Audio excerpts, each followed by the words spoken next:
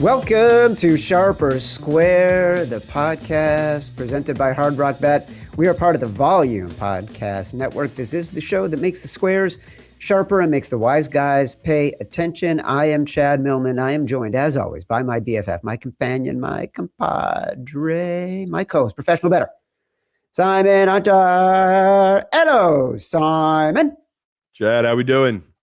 Dude, I feel pretty good. I feel alive again. I feel I'm 36 hours removed from my deathbed with COVID. I've moved on.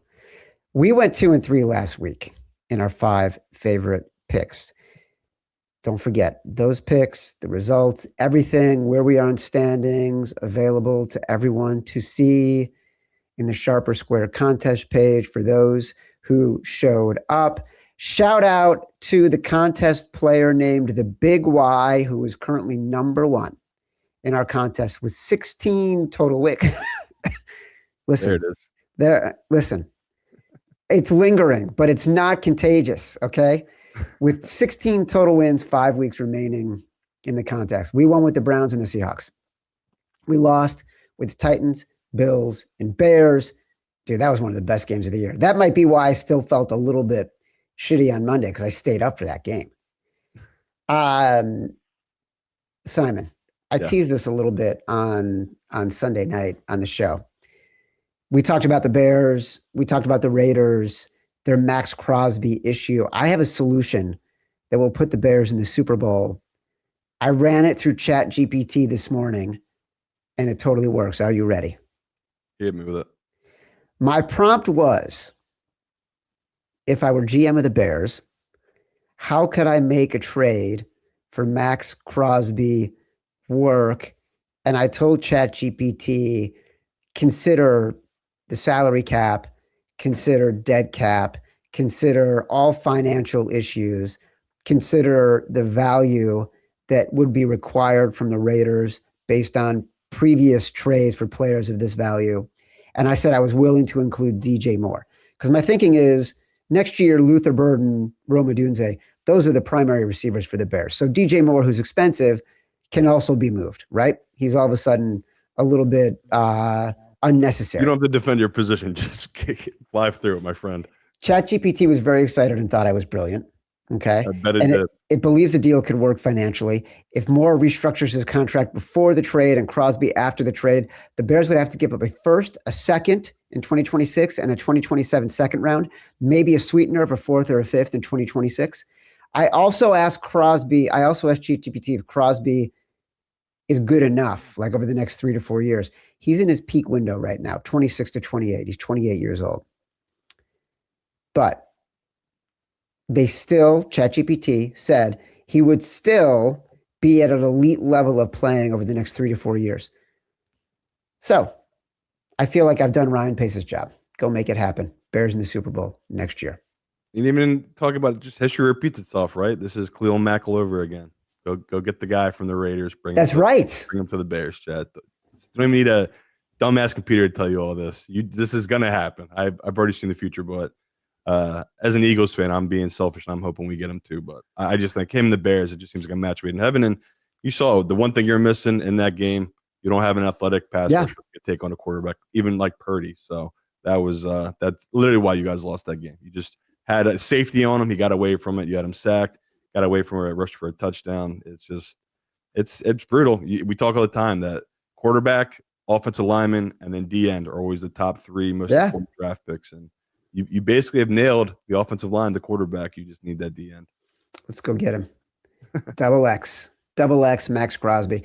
That's the reason why we're 47-38 through 17 weeks instead of 48-37, because we went 2-3, because the Bears lost by 4 and we had 3.5 in the contest.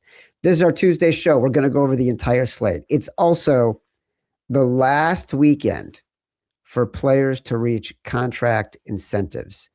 It's become an annual betting ritual. So when relevant, the ones that I've been able to find, I'm going to try to highlight those. Don't forget, watch the Sunday show for our final 5 picks. You can watch all of our stuff at YouTube, Sharper Square. Subscribe, like this video. Also on audio, download us at Apple, Spotify, wherever you get your pods. Okay. Simon, huge Saturday slate. It's going to decide some divisions, going to decide some seedings in the conference, also some player incentives, fun ones to look at for this game. Carolina at Tampa Bay. This number is down to 2.5. It moved through the 3, opened 3.5 on Sunday. We both liked it at 3.5. Got down to 2.5 for today. Majority of the tickets coming in on the Panthers. So not surprising. Incentives to watch. Okay. Incentives to watch, which could play into the game script we need as Panthers bettors. Rico Dowdle needs 7 yards total to reach 1350 for the season, earn him $1 million. If he gets one more TD, Chad, you got to scratch from these. They cannot be like that. How's that going to help anyone? That Rico Dowdle needs 7 more yards. Guy, I'm giving you the whole picture. No, you cannot do this the whole show. I refuse to sit here. I don't. Incentives. I don't have it for the whole show. Do not tell me Rico Dowdle needs 7 more yards to get an incentive. I'm going to lose my mind. Don't do this. He needs one more touchdown to get another 250. My point is, you can play the anytime touchdown, but it's going to be worth parlaying it with whatever yardage totals you want to parlay it with, because he's going to be getting that $1 million bonus as well. That's my fucking point.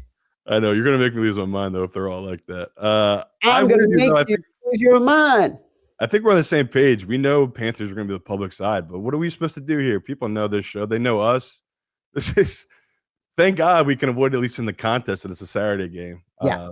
But I love it. I love it. I bet it. We think we both bet the 3 on Sunday night. We bet the 3.5, and I bet the money line. And now I'm going to bet Rico Dowdle parlays. And I'm right there with you on the Panthers. Like I bet it. I am shocked the public are so heavy on the side. I just thought there'd still be some Baker truthers out there, but it seems like that ship has totally burned. I mean, this has to be the lowest possible time we've been able to buy Baker since he's probably been on this Bucs team since maybe his first start. Like this just is rock bottom, and the numbers are insane how scary they are. I think people already know our Panthers numbers, right? The Panthers 7-0 this season after a loss against the spread as an underdog. They've been an absolute machine. You know, they are covering those spreads after a loss by 11 points per game. It's just a thing we've talked about all season. We've just fade them. We're back in the next week. It's been one of the easier things and why we have that winning record. It's been a very lazy trend, but it's been hitting like crazy. So I, once again, shocked the public is backing Bryce Young. He threw for, 56 yards, you said, Chad, last week? So, it was ridiculous. Nightmare, but the Baker stats, I'll give them to you.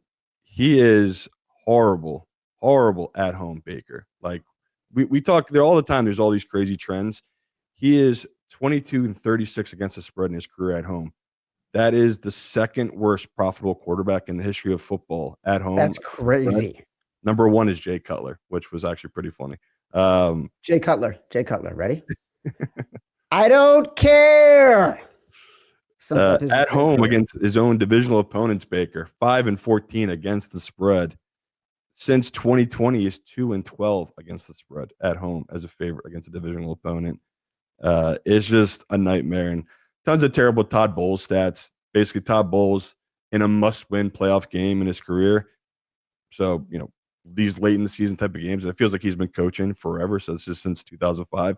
He is 25-37 straight up in this exact spot. It's one of the worst marks by any head coach. If you bet $100 on each time to fade him, you would be down. Or if you bet $100 on him every time in this exact spot, you'd be down $2,200. It's just, we have to blindly bet it. Like, I'm trying to give you all the stats. We just have to buy Carolina. So we love them. We know it's the public side. At least we both have good numbers. I hope people listen to this Sunday and got a good number. I am with Chad, though. I would take the money line as well. I wouldn't let the 2.5 scare you off.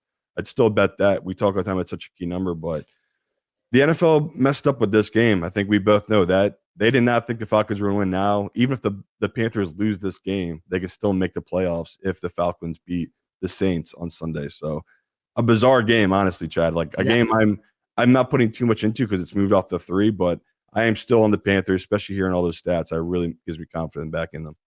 And you'll also be on Rico Dowdle anytime touchdown with a parlay of Panthers money line and Rico Dowdle's over rushing yards and passing yards in the game, receiving yards in the game. Seattle at San Francisco. Very strange game. San Francisco is now 1.5-point underdog at home. Line flip, 3-point move Sunday night after the Bears game. This moved from 1.5 Niners to 1.5 Seahawks. Getting the majority of the bets are the San Francisco 49ers. So this tells me the wise guys were coming in on the Seahawks. The Seahawks offense is not the Bears. We know that. And the Niners did stop the Bears running game. So I kind of lean Niners here because now the line is flipped in their direction and they're the underdog, which has been a pretty good pattern for us this year. And I like Kyle Shanahan as an underdog. I like Kyle Shanahan as an underdog at home. But this Seahawks defense has been so good on the road. They have, but I think you're making the sharp read here. Like the line flipped. We both said we like the Seattle, especially when they opened at the 3. It's flipped now, and it's 1.5. And the 49ers team, I really cannot believe they won that Bears game, Chad. I know if I was a Bears fan, I would be pissed about that CJ face mask call on a pick that kind of flipped the whole game right in the end zone there. But Purdy didn't have the silverback gorilla, Trent, marking that line. He didn't have Kittle. No Ayuk. I mean, it is bizarro world what the 49ers have done. It's the reason Kyle Shanahan is now, the second odds-on favorite to get Coach of the Year. It's been really impressive what he's done. And I love that spot so much for that Bears team just because I was like, oh, man, this offensive, they're going to be able to attack this solid defense, right? A lot of the strengths of the Bears they're going to be able to take advantage of. I did not see that type of Caleb Williams game coming. That was with the pressure, the number one seed in the line. If you're a Bears fan, that was like, that's the best game he's ever played in his career. And even Chad now is saying, fuck Troy Aikman. He is now a Caleb Williams guy. So he's finally come to the real side with Caleb because that was everything you could hope for if you're a Bears fan. That was the moment. And in this game here, like we've talked about, how do we not fade Sam Darnold? I don't know if people remember last year, we were all about Sam Darnold heading into that late season. Then we remembered it's Sam Darnold. He chokes in these exact type of scenarios. And even more so, if you just go through Sam Darnold's career, he has faced this 49ers team twice. It was his 7th and 10th worst game of his career. He had a success rate of 37% in his first matchup and 41% in his second matchup. So basically completing below 50% of his passes in both matchups against this Niners defense before Salah came back. So I love this Niners team. And Chad kind of nailed it too with talking about when the line moved here. Purdy in his career against the Seahawks, he's 6-1 in his career. When the spread is under 3 or less, so if he's a dog or under a favorite of 3 or less, he's 3-0 straight up, 3-0 against the spread. So the Niners tend to own the Seahawks here. We talk all the time about these weird divisional matchups, and it's even more so when they become a dog. So Shanahan, this is the spot. Like this is really, feels like they're, like Chad said, this is the perfect defense to give them issues. I still think this defense can be attacked. We've seen them play good offense. I mean, even if you go back to that Baker game, what was that, week 2 or 3? Offenses that can pass the ball with receivers can move it against them. This Niners team, I mean, Brock Purdy, if he was healthy all season, he would be in the conversation for MVP. So it's crazy how good the Niners offense is, and plus 1.5 on the 49ers. That feels like a steal. I'm so glad you brought up Sam Darnold because Sam Darnold needs 150 yards to hit 4,000 for the year, which will earn him $500,000. Also needs 3 touchdowns for another 5. But it's interesting to me because that feels like the exact line of demarcation on a bad Sam Darnold game. Like you'd expect him to go under this. And this kind of game. And flip side, Brock Purdy, 9-8 in his career in December. That's 11-3. That's 11-3 straight up in December or later, and 5-0 in January or later when he's playing at home. Brock Purdy is dominant at home, and he's the opposite of Sam Darnold. Exactly. Brock Purdy does not flinch and has no fear. The bigger the game is, the bigger the moment is. Where we've seen Sam Darnold, this is not meant to be an indictment. It is just relaying the facts. He has not performed well in these scenarios. New Orleans at Atlanta. Atlanta is a 3-point favorite at home. Masterful performance by the Falcons. Again, in prime time against the heavily favored Rams, which means we fade the Falcons. We do. We fade the Falcons, and I was hoping to find some good info on if Raheem Morris and the Falcons are terrible in short weeks, because I was like, oh, that must be a big deal, right? It's less time to prepare, blah blah blah. Unfortunately, it's not. He's 4-2 straight up and against the spread. Raheem Morris on a short week, so tends to have the guys prepared. I did see a crazy stat. What was it exactly? Like Kirk Cousins, basically, our longtime fans probably remember, we used to blindly fade Kirk Cousins on Monday night. He started his career 0-9 straight up on Monday Night Football. Kirk Cousins is now 6-1 on Monday Night Football straight up. Pretty crazy turnaround. And if you go through, he's basically been a dog in 5 of those. So something to remember for next year if Kirk still has a job. I've seen a lot of people arguing if Kirk probably started all year for Atlanta, they probably would be winning their division. You do wonder. I've totally wondered that. And I wonder if Kirk Cousins has all of a sudden saved Raheem Morris's job. Like, this has just been a much different team with Kirk Cousins than it was with Michael Penix. But yeah, I'm obviously too biased with this game. I don't know how I don't bet Shuck or take the Saints here. People have been following along. They know I'm all in on Shuck, the hype train. When he joined this team, they've won 4 straight games as a starter. They're on a 5-game ATS streak. I really did think this would be a public darling, but it's early money, but a lot of the money's coming on the Falcons. They've moved now from 2.5 up to 3. So I almost made this Simon Says, but I think we might be able to get to 3.5. And I gave out that crazy stat. Basically, when the Saints are above a 3-point dog on the road against a divisional opponent since 2021, they're 13-0 against the spread. And it's a weird stat. They're just really good at covering on the road. And now we've seen with Shuck, they've been an absolute machine. So we're witnessing history if it works out, right? I think Evan Abrams had an amazing stat. I believe it's since 2009, no player has ever won Offensive Rookie of the Year at greater than 50-1 odds. Shuck was 300-1 before his first start and 200-1 after his first start. So the books, this will be an all-timer for sports books, because me and Chad, I told him before the show, I remember I bet it, and 4 days later before I gave it on the show, it was still at the same exact number. So the books were getting hammered and they weren't budging.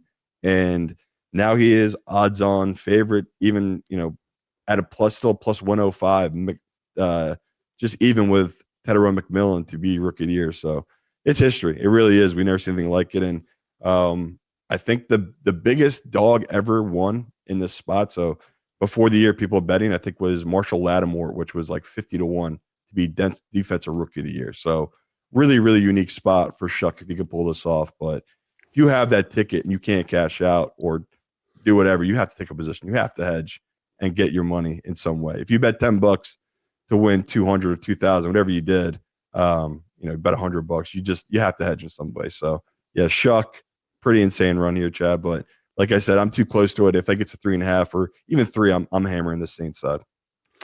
It really makes the Panthers game interesting. Like a side story, and there's going to be, if they win and Tedero McMillan has an impact, how is that going to play with the voters that he's on a team that finished above 500 and won the division? You have to give it to him. Yeah.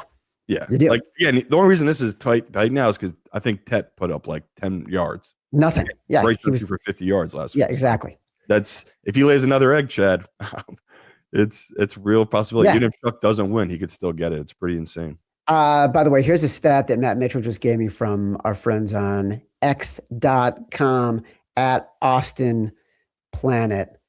So I haven't verified this. I'm just trusting Matt Mitchell, but that guy. But it's not going to get us sued. Since 2018, Atlanta Falcons are 53-78 in games played with playoff eligibility. They're 11-4 in games played after being eliminated from the playoffs. So if you want to bet the Falcons, do it now before the number moves. Cleveland and Cincinnati. Cincinnati minus 7.5. Another one we talked about on Sunday. We both bet it at 7, thinking the Bengals, thinking it would go up. We bet the Bengals minus 7. I still like it for a few reasons. Number one, we know the Browns defense does not travel, allowing 30% more points and total yards on the road than at home. And the Bengals really have been a juggernaut in the 5 games since Joe Burrow came back. Take out that stinker against the Ravens. They lost 24-0. Joe was in his feelings. That was the week of the press conference. It looked like he just didn't want to be there. Who knows what was going on? 5 total games, 12 touchdowns, 4 picks for Joe Burrow. They're averaging, other than that game against the Ravens, 38 points per game. So now they get to go out talking about how important it is for them to be winning at the end of the year. They get to feel good about Joe coming back and putting up highlight numbers. They get to beat the Browns, who we know don't play as well at home, who are coming off a huge win. The only thing they're playing for is the Myles Garrett sack. I still like the Bengals here. Yeah, love the Bengals. And we talked a little bit about it.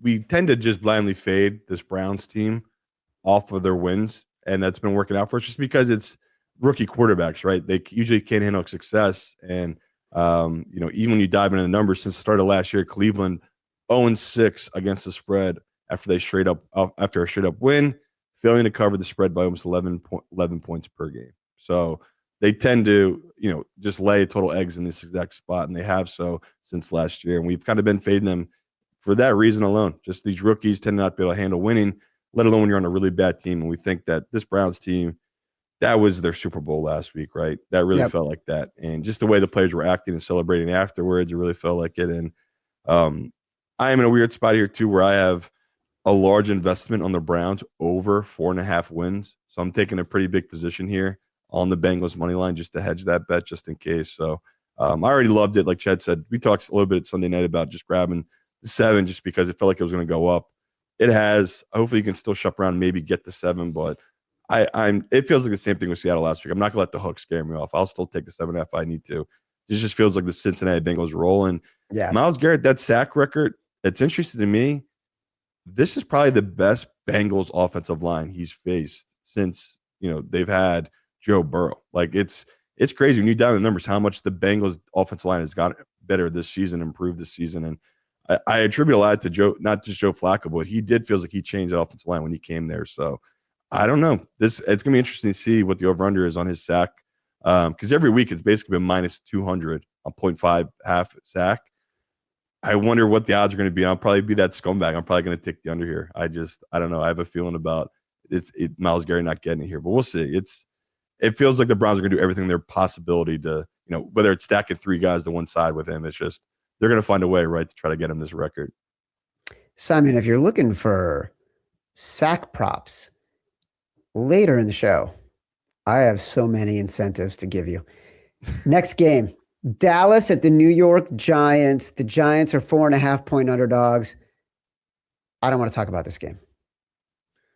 Well, the Sharps they're moving it. This is down now to 3.5 at a lot of books. So, crazy line, open to 5.5. I honestly thought we would be all over Dallas. Like, this is the exact type of games Dallas wins by 30. They just beat up on bad teams, let alone games that just have no meaning. And, Cowboys finishing the season 8-1 just feels like it makes sense. Just feels like poetry. So another win total game that matters for me. I talked before the season, really liked their win total. This is obviously way before they got rid of their best defensive player, maybe one of the best defensive players in the game. And the Cowboys win total coming the year was 7-7.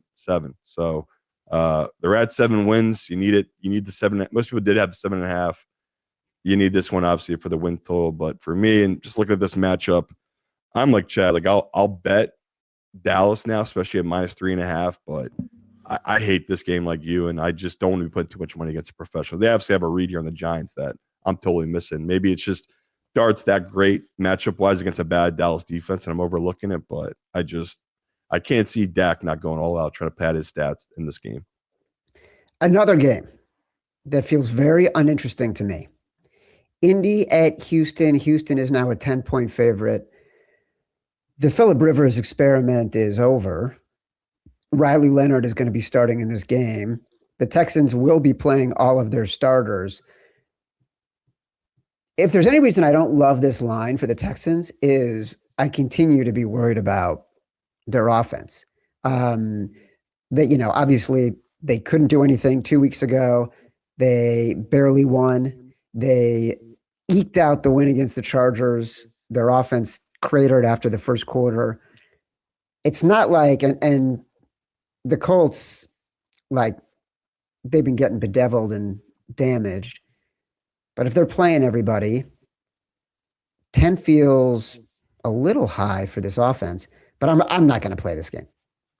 I know. I feel like such a sucker because I want to take Houston and just fade Riley Leonard and just a Colts team that how are they not just totally giving up? I mean, what does this game mean to anyone on that team? But just one of my favorite things I saw someone posted, the Colts hit their win total over on the 9th of November and have not won a game since. Oh, my God. It's just insane to think about. I feel so bad for their fans. I like we talked about, it's just the worst collapse you can possibly imagine as a fan base. And I'm with you, Chad. It's like, Riley Leonard, the devil you don't know, maybe he is the guy to play here because he could be good and maybe he can use his legs and run. But it's like, I know what this Texas team is. They're a dominant defense that I'm pretty sure one or two of those deep balls that he throws, and CJ has just been magical with that. He's good at throwing the deep ball, horrible at the underneath stuff this year. It's been bizarre, but I don't know. In a game where I could see the Texans getting ready for the playoffs, I'm with you. It's hard to really back a side here because are they going to play guys in the second half? Are they resting guys? So if you have to do it for a pick pool, if it's 10.5 plus 10.5 or plus 10, I guess I'm going to take the Colts, but really don't feel good about this one. I don't think we need to talk much about the next one either because it's Tennessee at Jacksonville, and we're not allowed to bet the Titans anymore after last week. You've learned. And also, we know Tennessee is going to be playing all of its starters. I just don't know if that's I don't know if that's good. Yeah, and is there still an outside shot? I'll have to look. I should have looked up for the show. Is there still like a weird outside shot that the Jags can get the 1 seed if Denver loses because they beat Denver? Or no, I guess they would need the Patriots to lose as well. So maybe probably not. But yeah, that's a weird game. I don't know why the spread was so big, but it must mean the Jags are going full out. But what are we going to do? Me and Chad probably both want to take Tennessee, but we're banned from it, so we'll keep it moving. Yeah, moving it along. Let's take a listen to a word from our friends at Hard Rock Bet. Today's show is brought to you by our presenting sponsor, Hard Rock Bet, Florida Sportsbook, and the official sportsbook partner of your favorite Florida teams like the Jags, Buccaneers, Heat, Magic, and Panthers. It's week 18 and playoff spots are on the line. Think you know how it will play out? Build a same-game parlay on Hard Rock Bet and turn game day into payday. Or if you're more into hardwood than the gridiron, you can put up shots on the NBA and college every night on Hard Rock Bet, your home for hoops action all season long. You can even combine your football and basketball bets. If you've got a week 18 parlay, add an NBA bet or player prop to turn it and turn up the payouts. And if you missed the start of the game, don't worry, Hard Rock Bet has live in-game betting, so you're never too late to bet any football or hoops game all season. Find a winner or grab that player prop you had circled and bet live in just a few easy taps. If you haven't tried your first bet on Hard Rock Bet, there's still time for you to get $150 in bonus bets if you win. Just place a $5 bet, and if it hits, you get not only your winnings, but also an extra $150 in bonus bets. The Hard Rock Bet Sportsbook app is the only legal sportsbook for whenever you're in Florida, and also live in Arizona, Ohio, New Jersey, Indiana, Tennessee, Virginia, Illinois, Colorado, and Michigan. Coming soon to more states too. Plus, Hard Rock Bet offers new promos every single day. So whenever you're listening, just open up the app and check out what you've got any day of the week. Download the Hard Rock Bet app and make your first deposit. All right, Simon, another game that we talked about on Sunday night, Green Bay and Minnesota. Green Bay is visiting Minnesota. It opened at 5.5. We said grab it. We expected this line to go up. That's what happened. It's moved up to 6.5. Really, this is about, we still don't know who's going to be playing quarterback. We expect it to be Malik Willis for the Packers. Matt LaFleur said Malik Willis could have come back into the game on Sunday night if if the score was a little bit closer. He's also said they've learned their lesson from last season when they didn't have much at stake in the final game of the year. They lost Christian Watson for the year, up for most of this year to a bad injury. And Jordan Love injured his hand. So we know they're probably going to rest a lot of starters in this game, no matter who's playing quarterback. And we also know that this number has moved to 6.5, even though, a preponderance of the tickets are coming in on Green Bay. So it's professionals that are moving the money. We're sticking with Minnesota and the Brian Flores defense here. Yeah, I really would be shocked, honestly, if Green Bay played Malik. He basically, whatever he did to his shoulder, he hurt it throwing. So we already knew he was coming into that game with an injury, and then it's a non-contact injury that took him out of that game. Maybe LaFleur just playing mind games, but there's no way you can risk playing him where Jordan Love, like you said, it's a tricky injury, right? Concussions, you never know how guys are going to react, especially after a couple of weeks. So I think Green Bay goes full protective mode. They only play the lineup they have to play because they don't have guys they can bring off bench. So expect to see a third-string quarterback against a Brian Flores defense. You like that matchup a lot for Minnesota, especially where they're still playing hard, like we've talked about. It doesn't matter who the quarterback has been, who's in and out. Their defense has been playing hard. So, it's a game that I doubt we'll put in our contest just because there's a lot of unknowns here. But I would still take this along. It's under 7 on Minnesota. But, yeah, we're just simply back in Flores in this defense. There's not much else to grasp with this Vikings offense. Josh Oliver, Minnesota Vikings tight end, has 4 touchdowns on the year on 13 receptions. Can Josh Oliver get 2 touchdowns this weekend? If so, he earns $250,000. Let's have a little fun. Let's Tyler Shuck this thing. Let's put a little bit of a taste on Josh Oliver, 2+ touchdowns on Sunday for the Minnesota Vikings. LA Chargers at the Denver Broncos. Broncos are minus 12.5. Obviously, they have so much to play for. They got to lock in the number 1 seed. The Chargers have nothing to play for, which is why Trey Lance is starting at quarterback. I watched a little bit of Trey Lance in the preseason, enough to tell myself I don't hate Trey Lance, but at the end of the day, I don't see this being one of our final 5. No? Oh, my God. I was hoping you would love this. I love the Chargers here. Okay. It's Bo Nix as a big favorite in his division. And I think I saw some crazy stat. He's like 2-9 this season as a favorite when he was, 8-0 last year as a favorite. So totally came crashing back down to earth. And this, you could say it's a horrible match for the Chargers. Agree. Like they're going to be sitting everybody. Now they're sitting their backup offensive linemen. So their backups are playing. Like it's going to be disastrous, I'm sure. But this just feels like a ton of points with a mobile quarterback that, we could get the back door easily. It's just how hard will the Broncos be playing the second half, right? It's going to be a really unique, interesting spot. And, it really is about the number here. Like even with Trey Lance, I didn't make this bigger than 10. It's 12.5 a lot of books. I could see all the parlays, all the teasers coming in on the Broncos come Sunday, and we might be able to get to 13, Chad. So I'll be patient here. I'm definitely grabbing the 12.5 while they're out there, but I can only see this one getting bigger. I'm just not sure, other than professionals, who's going to be better than this Chargers team. So it'll be interesting how that number goes and where the Broncos end up, if they end up at 13 or if this starts coming back down a little bit. Well, like I said, I don't hate it. Like if I looked at anything, I was leaning Chargers. I just didn't feel like this has top 5 material. Maybe it does. Maybe I'm having a hard time thinking of Harbaugh. His team's getting blown out. It just feels like he's such a psycho. I feel like even his backups are going to get up. Well, you also got to think if this game was being played at full strength, it'd probably be closer to 2.5 or 3. So you're telling me Justin Herbert is 10 points against the spread compared to Trey Lance? That does feel unusually high to me. So I agree with you that you're getting a ton of value on the Chargers. So we'll see. We'll see how things go, and we'll see how things evolve. I'm interested to see what the lineup is. Like that's another thing. If you see a lineup we feel comfortable with, obviously I'd take a bigger position. But we're so early in the week here. We have no idea who's resting, who's actually playing, other than Herbert. Kansas City at Las Vegas. The Raiders are now 6.5-point underdogs. One of these coaches has announced he will be back next year. It is Andy Reid.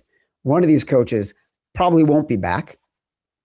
And it's Pete Carroll, who will also be starting Kenny Pickett.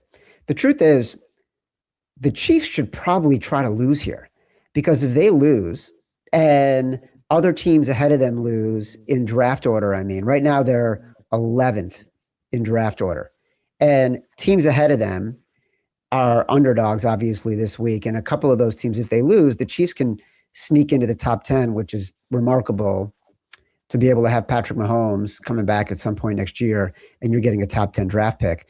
So, you know, I don't have a thought on the side in this game.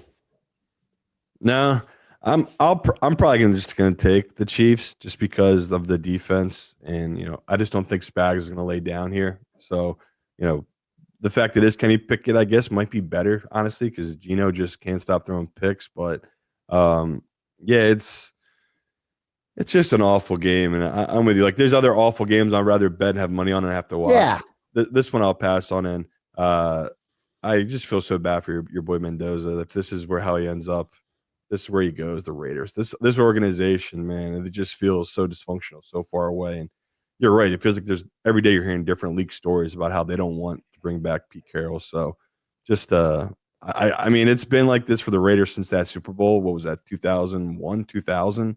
They've just been a train wreck these last 25 years. That Super Bowl a quarter of a century ago. Yeah, it's just been horrible, and I just feel so bad for their fan base. They had one good Derek Carr almost MVP year where his leg splits into two pieces. Oh my God, that was brutal. But shit ever since. And I just they deserve the number one pick. They've been before the worst team this year, no doubt about it. If you do want some action in this game, if you do, Hollywood Brown needs one touchdown to earn a $250,000 incentive.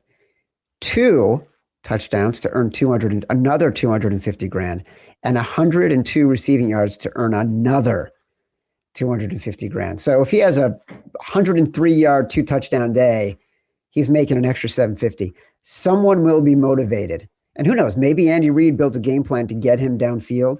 I don't know, but something to watch for. A little taste of something if you're looking for a good time. Don't scoff at me. New York Jets at Buffalo. Buffalo's a 7-point favorite. This is a Mitchell Trubisky line. Josh Allen, we saw, was struggling late in the game. Matt Mitchell posited before we went on the air that they might have gone for the Bills, because they didn't think Josh Allen could survive in overtime. Hasn't been announced that he's going to rest, but there's no reason for him to play. But we're not betting the Jets here. No, and you know what Josh Allen will do, hopefully to keep his streak alive. He'll come out, take the first snap, and then they'll bring in Mitch. Yeah, I think that's what they've been saying. That's what the scuttlebutt is. Yeah, keep his streak going, because he's earned it. It's like it's him and Eli Manning, these streaks, Brett Favre, like just lasting in this game at that position where you're just getting blindside hit, all of it. It's crazy these quarterbacks can hold up. But yeah, I wanted to honestly bet the Jets, but the numbers moved too much, and now it's becoming a Bills number. So I'm right there with Chad. It doesn't matter if it does other backups. I still expect the Bills run game to show up. And on the flip side, this Jets team, they just have a total 0 at quarterback. It's just, if you're 3rd and 5 or 3rd and 6, it feels like 3rd and 20. It's just horrible, the quarterback play. So, yeah, just we've talked about the Jets are on a historical run. I think they're the first team in like 80 years to lose 4 straight or 5 straight games by over 20 points, something insane like that. They're just a total train wreck right now of an organization. And I know, can't even lie to myself and try to fade them here. Just going to back Mitch Trubisky as a 7-point favorite. I can't believe it, but that's how bad it is for this Jets team. It's bad. Washington at Philly. Philly is a 7-point favorite at home. I mean, I don't have any thoughts on this game, but I can tell you that Philly needs to have a game that gives them offensive confidence. I mean, not really. They just had, before that Bills game, they had big offensive games, and that literally has done nothing. For someone like me, I said I don't trust it. So I don't know what they're going to do here. It's a game we kind of need to win, because if the Bears lose, we get the 2 seed, and I'd much rather play Green Bay than the Rams, even though the Rams feel like they're falling apart here. But it's a weird spot. And it's another win total game. Eagles, they win this, they'll go over their win total. They're sitting at 11. The over under was 11.5. But yeah, I just like we wanted to do the first time the Commanders play. If it's Mariota, we're getting a big dog here. Yeah. We want to take that line. Not exactly sure the quarterback's going to be, and if it is the backup, Josh Johnson, I'll reluctantly back this Eagles team. But it's another game I'm scared of. If the Bears are up 35-10, which again, never know in football. If they're up that big though, and entering the third quarter, entering the fourth quarter, why would the Eagles not just start yanking starters? Because there's nothing to play for at this point. So these games are very tricky in these final weeks where it's all going to be depending on what other teams are doing in these type of games. So what I've assumed is Eagles are going to prepare like this is a real game. But once again, Sirianni's come out and said he has utmost confidence in the backup quarterback and a lot of the backup players to be able to win this game as well. So without knowing what the Eagles are going to do, and if I had to make a pick pool now, I'm going to take the Commanders with the +7 just in case the Eagles do rest starters. Simon, you should also take Von Miller to get 1 sack. He needs to hit 1 more for the year to earn a $500,000 bonus. And that is the first time probably 90% of the fans have heard Von Miller's name this season. Most people did not even know he was on the Commanders. Yeah, I did just because it's a running joke that they basically were like a retirement home this offseason. They just got every veteran known to man to try to make a run, and everyone got hurt. I think we got a real game with Detroit at Chicago, and Chicago is a 2.5-point favorite. They both coaches have said they're playing to win. The Bears need it for potential seeding, like we just discussed. The Lions need it for pride, pun intended. And Dan Campbell would sooner quit before he wasn't going to play a game at full tilt. So we got a real handicap, my friend. The line has moved in the Bears' direction, 1.5 to 2.5, but only a slight majority of the bets coming in for the Bears. So this feels more like a wise guy move than a public move. The Bears may not have Rome Odunze, probably not going to have Luther Burden. What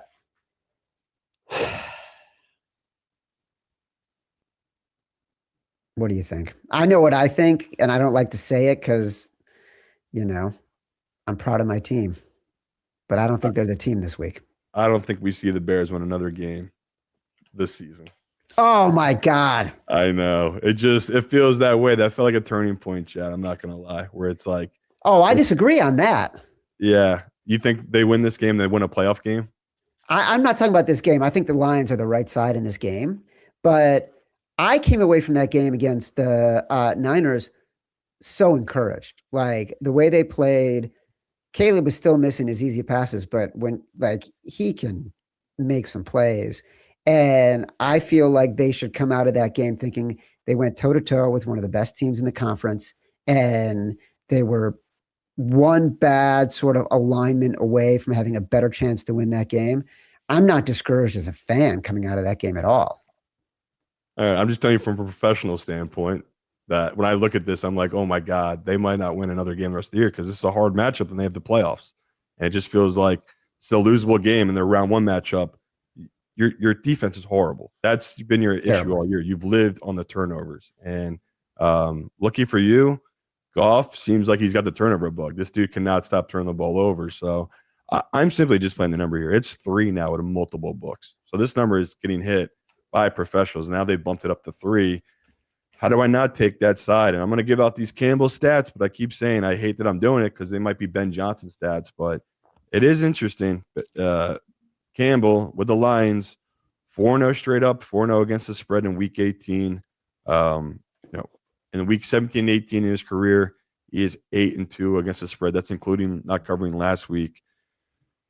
Jared Goff, Man Campbell as a dog, we know the deal. 29-14 against the spread. It's like you just got to bet it. And when they end up closing as a dog, they're 23-13. So I know it's all these numbers. I keep saying they might mean nothing, but I just have to keep trusting they'll get this offensive going. And against a bad Bears defense, I think the Bears can win, Chad, no doubt. I think they are the better team right now. They're clearly the more healthier team, even with all their injuries. That offensive line has got a lot of issues. Can the Bears take advantage? Do you guys have pass rushers that can take advantage of that bad offensive line? And unless Goff doesn't turn the ball over, I just feel like this is going to be a back and forth type of game. So if it was still a pick or -1 on the Bears, I think I could be on the Bears side here, but Now we're hitting the 3. I mean, come on. You have to take the Lions at that number. So it's tough for me. I love this Bears team, but I see it. I hate it when I see these things happen, but I see them kind of faltering here in this exact spot. And they need to win it, in my opinion, Chad. They need to win this game and get Green Bay at home. They do not want Stafford coming in with this Rams team. Oh, yeah, I agree. I'd much rather have the Packers than the Rams. And we're going to talk about the Rams in a second.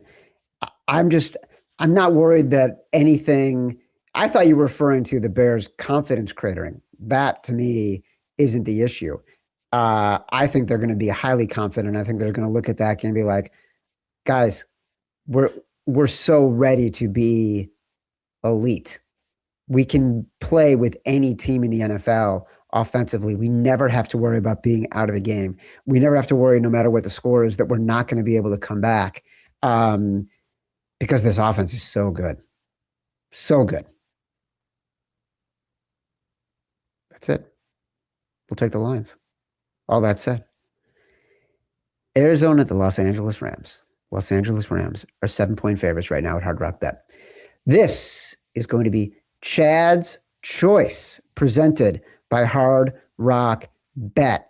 When asked if the Rams would play their starters in Week 18, Sean McVay said, "Oh, they're playing. We need to play better."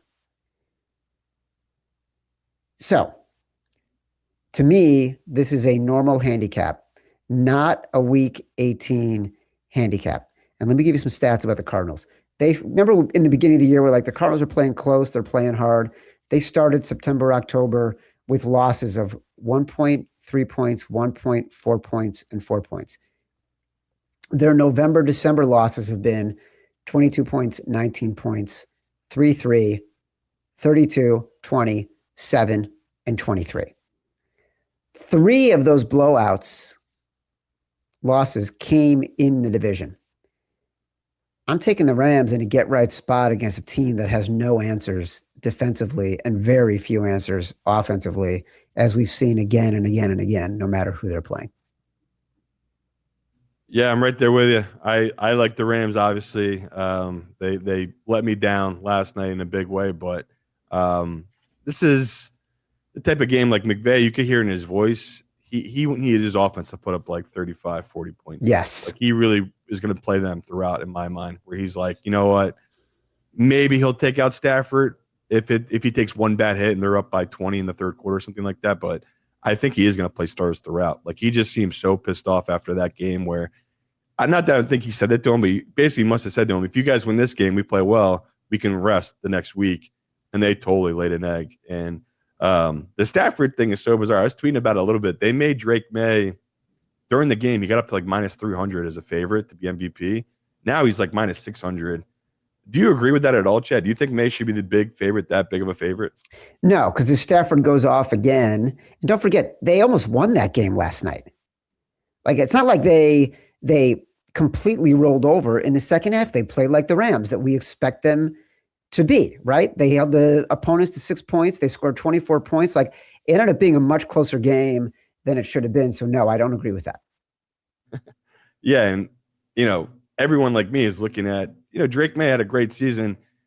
Can we not have a serious discussion? He had one win against a team with a winning record. That was the Bills. That's a real stat. If you go through their schedule, that's the only one they have against a team above 500 this season. So I just can't wrap my head around it right now. And I'm enticed to take a little position on Stafford if you don't have any type of position on MVP, just because we saw it last year, right? Lamar, Chad was on the train with Lamar, right? For 2 months, you thought it was Lamar. He got up to minus 600 that day of the show. This is what they do. They announced on ESPN or some award show. You could have got that morning Josh Allen at plus 700. And all of a sudden you saw something leaked, and all of a sudden he flipped to be the favorite by the time the show got announced. So I don't think Stafford's totally dead here. That's like my biggest thing in this game. I'm with Chad. Like I'm going to put a little future on Stafford just in case, and he comes out and throws 4 touchdowns here. I could see it like I talked about. I think it's like he's earned it over his career more so than Drake has earned it this year. Drake has had an incredible year, but when you look at the schedule, the years he has ahead of him, how do you not give to Stafford everything he's done? So I can't believe they took it away from him, honestly. They had, two touchdowns called back. They had, a kick return against them. It was just we overreact so much, and so does the sports book. But he's at plus 300 now, by the way, plus 300. So it's right. So it's moved. It's probably moved a little bit because people are thinking like me. It's like, are we not overreacting too much of this? And we'll see how much Drake Maye plays in that final game where, he might not play that much, and Stafford can pad the stats even more, which at the end of the day, if he throws for 4 touchdowns this game and he finishes the year with 44 passing touchdowns, I feel like that's going to be pretty hard to not vote for him for MVP. I'm with you. I totally agree. The writers at the end of the year like to get really smart, and they're going to want to look at all the stats and say, wait a second, Drake Maye's played historically the easiest schedule in NFL history. So, yeah, they're going to be thinking about the narrative for Matthew Stafford, especially if he lights it up in this game, in the last game of the year. So, yes. Sorry if I didn't make it clear. I'm with Chad on the Rams. Yeah, totally. Together forever. Miami at New England. Speaking of Drake Maye, the Patriots are 11.5-point favorites. The Pats will be playing their starters. For how long, we don't know. Will Campbell came off IR this week, by the way. I doubt he'll play, but he did come off IR. Like, the number feels big. It feels like the sort of number you get when you just beat the Jets by 1 million points, and Drake Maye threw 5 touchdowns and is now the leading contender for MVP. But it's not like Miami isn't going to play its starters and doesn't have an explosive rush game that can be a weakness of the Patriots. So feels like a big number to me. Feels like a big number, but I said it last week. I'm not trying to fade this Patriots team. They're just mowing along. Like, the offensive, just a juggernaut. And yes, Quinn Ewers looked better last week against that Bucs defense, but we've seen this Miami team, when they get up in the cold, up in the north, they just seem to crumble. So we're expecting it to be very cold up in the Northeast. It's just been cold, and it's too early in the week to know if there's any type of weather coming. But if you have to make a pick for your pick pool, I'll take the chalk, I guess, and I'll take the Patriots. But you can hear I really want to avoid this game if I can. I'm like you. I really don't want to be betting the Patriots at this big of a number, but I just have no confidence in this Miami team after a win, going on the road in the freezing cold, playing against a Patriots team that it seems like they're going to be playing hard for this one, right? They still have in their back of their mind a chance to get that 1 seed. So really, really weird game and a weird number. Like, I thought this would be 14. So I am honestly shocked to see 10.5, 11 out there on this Patriots team. I'll take it before it moves up. Last game of the season, primetime game, Sunday Night Football, Baltimore visiting the Pittsburgh Steelers. Pittsburgh Steelers are 3.5-point underdogs. Little surprised this moved up. We both talked about it on Sunday night. We both took the Steelers at +3. So many sort of narratives that are regular themes in our show. And as we talk about betting, the Steelers, home underdogs, Mike Tomlin, rah-rah spot, historically great spot. One of the best in the history of the NFL as a head coach at covering this number at home. This game between the Ravens and the Steelers, historically, the underdog is covering this game over the past 20 years in these battles between Harbaugh and Tomlin, 60%. Add in, we don't know who's going to be playing quarterback yet for the Baltimore Ravens. Add in, we don't know who's going to be quarterback for either of these teams next year because there's a lot of drama going on in Baltimore with Lamar Jackson. We don't know what's going to happen with Aaron Rodgers. So a lot of subplots here. I'm a little surprised the line moved from 3 to 3.5, to be honest, because I still like the Steelers a lot. Simon says, give me this Pittsburgh Steelers team +3.5. I want to play a game. Simon says. I am like you. I cannot believe the public and the professionals are coming in on this Ravens side. It's a little weird. I once was lost, Chad. I am now found. That's how I feel about this game. I cannot believe when I went through our record that we took the Ravens as a 5.5-point favorite at home. It was stupid. Pittsburgh. Yeah. Stupid. We just were lost. And one of our most egregiously bad decisions in the history of our show. and just not us. We just blindly take this number. That's why I'm making it Simon Says, bro. We have no excuse. We can't avoid it. We are dug in here on Pittsburgh. And I'll give out the stats. We love these stats so much. I love them every time I read them. Since 2005, the underdog in this series, 30, 12, and 3 against the spread, 71%. When Mike Tomlin is the underdog against Harbaugh, he is 25, 7, and 3 against the spread. It's crazy. We talk all the time. Chad said it, when it's above 3, which is the key number in this series. So if it's 3 or more, the dog, either side, the underdog in this series, 24, 5, and 3 against the spread. When it's Tomlin's team, that's the dog.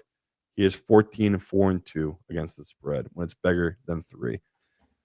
Come on. We just have all the trends, and we know the matchup. We know this number's moved, honestly, to me because of the DK. Like, DK not being there, I do think it's pointed of the move because they're going to have to find another way to win. And what I'm going to hang my hat on here is Pittsburgh's run defense these last 3-4 weeks has really been totally different than they were to start the year. They've really found something. They've been dominant at stopping the run now these last couple of weeks.